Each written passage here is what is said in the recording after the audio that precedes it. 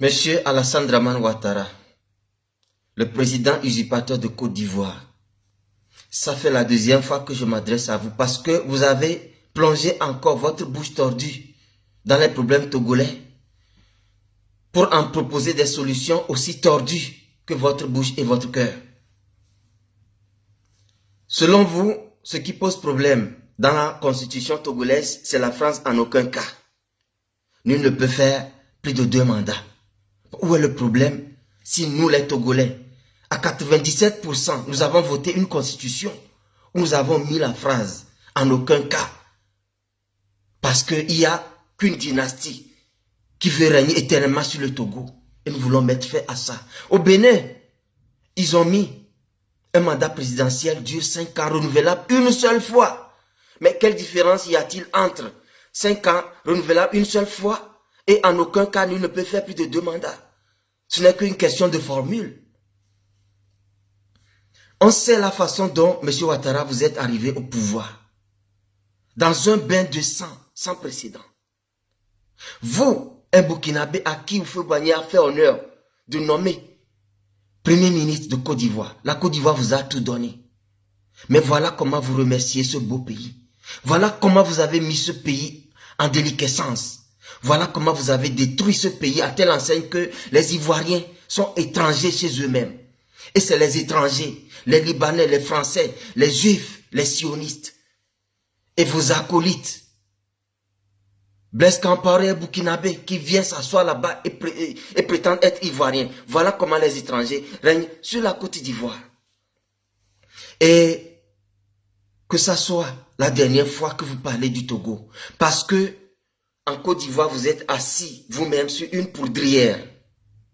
Les rebelles que vous avez utilisés contre Gbagbo et contre la Côte d'Ivoire, la nature va les dresser contre vous.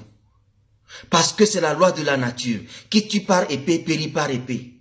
Vous êtes arrivés par les canons au pouvoir. Vous partirez du pouvoir par les canons. C'est la loi de la nature. Alors, M. Ouattara, vous n'avez pas de leçon à nous donner. On comprend maintenant ce que vous avez fait, pas ce que vous avez fait à Lomé, que la CEDEAO n'est pas une CEDEAO des peuples, mais un syndicat des chefs d'État appelés à se défendre entre eux, à défendre leurs intérêts mafieux et les intérêts de leurs mentors, dont en premier lieu la France et l'Occident, avec toutes les multinationales qui vous cautionnent. Mais cette fois-ci, la jeunesse togolaise est debout. La jeunesse africaine est debout. Et nous savons qu'en 2004, par le général Tidjani, paix à son âme, le Togo a acheminé des armes aux rebelles de Côte d'Ivoire. Peuple ivoirien, nous présentons des excuses à ce peuple. Ce n'est pas nous les Togolais qui avons soutenu Ouattara, mais c'est le régime togolais que nous combattons de toutes nos forces, au risque de notre vie, qui a soutenu les rebelles ivoiriens, qui ont causé tout ce drame en Côte d'Ivoire.